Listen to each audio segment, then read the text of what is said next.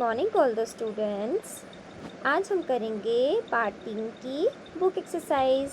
जैसे कि मैंने आप सभी को कल बताया था कि हम नेक्स्ट डे बुक एक्सरसाइज करेंगे और उसे अच्छे से समझेंगे। सबसे पहले हमारे पास दिया हुआ है शब्दार्थ। शब्दार्थ में सबसे पहला शब्द है वृक्ष। वृक्ष का अर्थ होता है पेड़। जैसा कि आप सभी को पता है, आप लोगों ने पेड़ देखे होंगे, आप लोगों ने गार्डन में देखा होगा, घर के बाहर भी कई सारे पेड़ होते हैं हमारे आसपास, तो हम पेड़ को वृक्ष भी बोल सकते हैं। इसके बाद है हमारे पास स्वच्छ। स्वच्छ का अर्थ होता है साफ। फिर है हमारे पास मंद। मंद का मतलब होता है धीरे। फिर है हमारे पास पंक्ति। पंक्ति का अर्थ होता है कतार। अब हमारे पास दिया हुआ है सुहाना। सुहाना का अर्थ होता है सुंदर। आपको कोई चीज़ बहुत प्यारी लग रही है, सुंदर लग रही है, तो आप उसे सुहाना भी बोल सकते हैं। सुहाना ज़्यादातर मौसम के लिए आता है। जैसे कहीं का वातावरण बहुत सुंदर है तो हम उसे सुहाना बोल सकते हैं, या कहीं की जलवायु बहुत अच्छी है तो हम उसे सुहाना बोल सकते हैं। आगे हमारे पास दिया हुआ है गोधूली। गोधूली का अर्थ होता है शाम का समय। आगे हमारे पास है टिमटिमाने यानी चमकने। आप लोगों ने सुना होगा तारे टिमटिमा रहे हैं, तारे टिमटिमाते हैं और तारे चमकते हैं, है ना।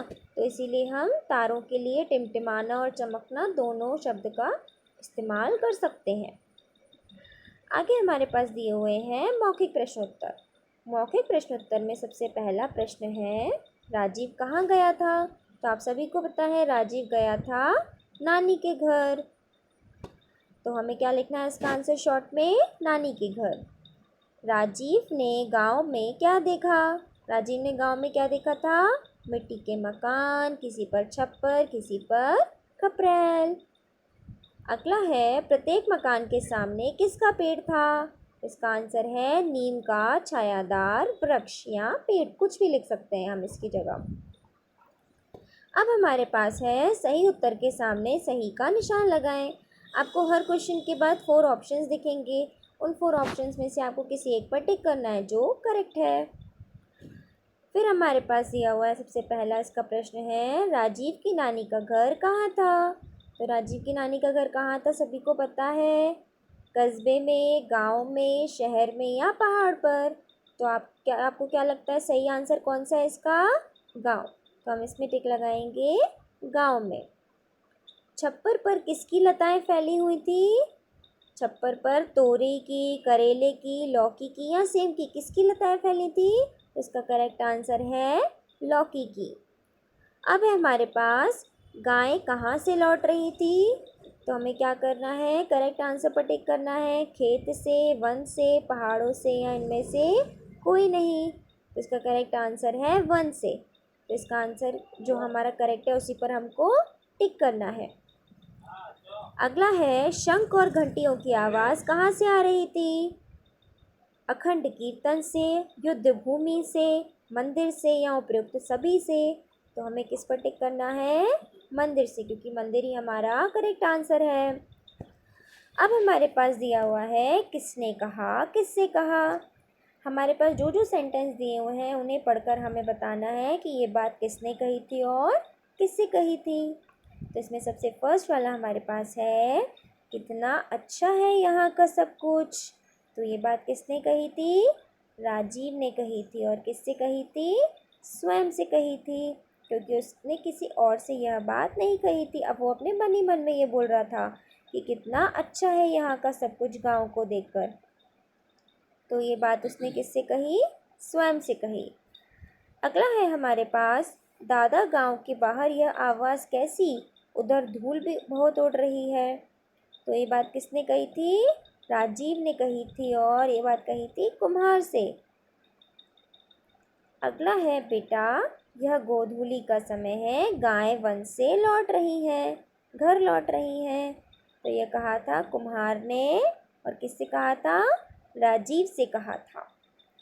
अगला है गांव देखकर तुम आ गए बेटा, हाथ मुंह धोकर कपड़े बदल लो, मैं मंदिर से लौटकर अभी आती हूँ।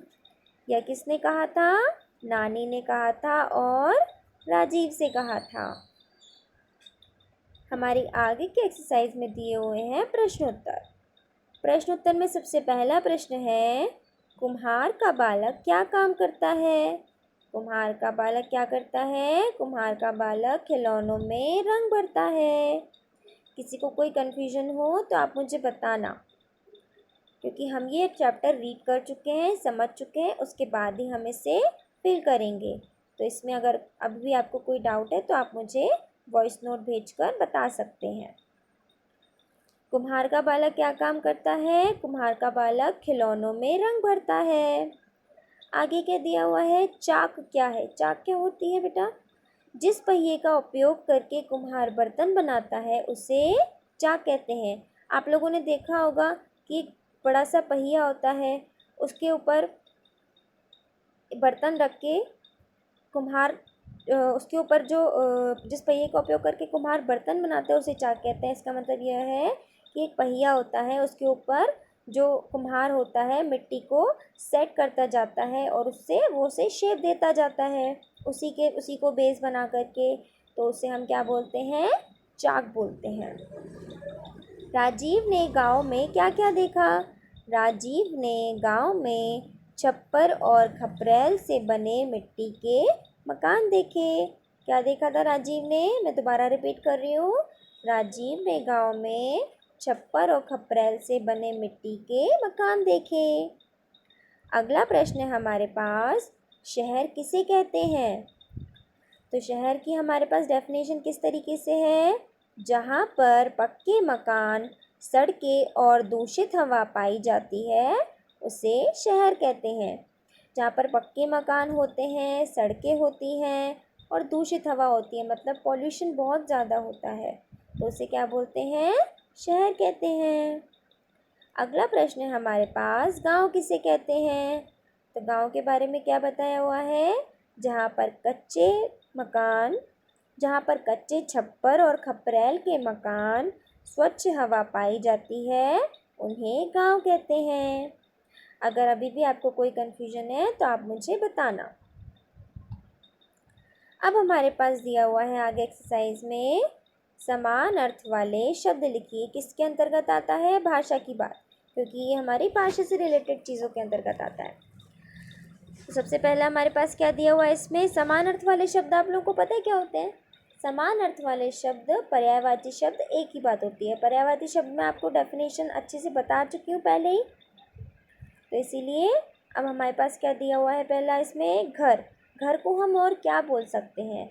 किसी भी वर्ड के लिए कोई दूसरा वर्ड भी यूज़ किया जा सके, किसी भी शब्द के लिए जहाँ पर कोई दूसरा शब्द भी उपयोग में लाया जा सके, उसे हम पर्यायवाची या समानार्थी शब्द कह सकते हैं। तो सबसे पहला शब्द जो है हमारे पास है घर। घर को हम क्या बोल सकते हैं? गृह बोल सकते हैं।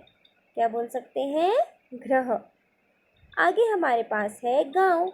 गांव को हम क्या बोल सकते हैं? ग्राम। फिर है हमारे पास वृक्ष।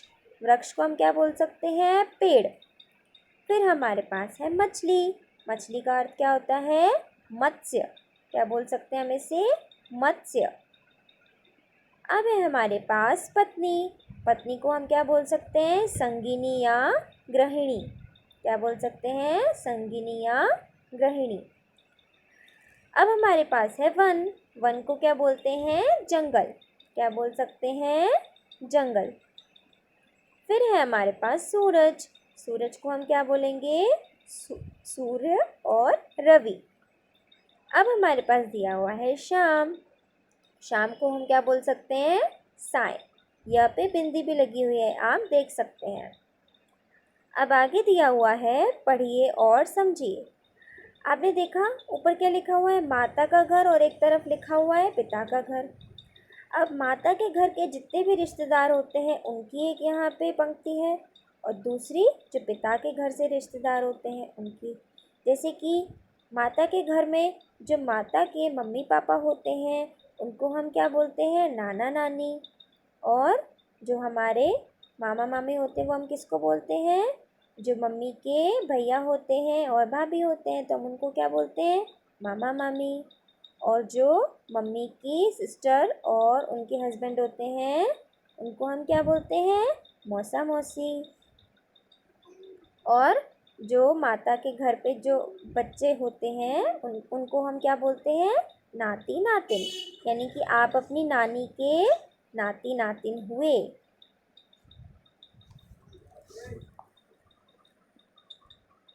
इसी तरीके से पिता के घर के जो रिलेटिव्स होते हैं, रिश्तेदार होते हैं, वो इस तरीके से होते हैं जो हमारे सगे संबंधी होते हैं। जैसे कि सबसे पहले दिया हुआ है दादा दादी। दादा दादी कौन होते हैं? जो हमारे पापा के पापा और मम्मी होते हैं, उनको हम दादा दादी बोलते हैं। ताई ताऊ कौन होते हैं? ताऊ और ताई होते हैं वो जो हमारे घर में सबसे बड़े होते हैं पिताजी के पापा के पिताजी के बाद। यानी कि पापा के सबसे बड़े भैया हो गए हमारे ताऊ, और उनकी जो वाइफ होती हैं वो कौन होती है? हमारी ताई होती हैं। उसके बाद जो हमारे पापा के छोटे भैया होते हैं उनको हम बोलते हैं चाचा, और उनकी वाइफ को हम बोलते हैं चाची। इसी तरीके से जो पापा की बहन होती हैं और उनके हस्बैंड होते हैं उनको हम बोलते हैं बुआ और फूफा जी। तो इस तरीके से थोड़ा थोड़ा डिफरेंस माता के घर और पिता के घर के सगे संबंधियों में अलग अलग होता है। तो आपको ये समझना है और अच्छे से रीड करना है। तो आज का हमारा सेशन यहीं ख़त्म होता है। कल मैं आपको बताऊंगी कि आपको कॉपी वर्क कैसे कंप्लीट करना है।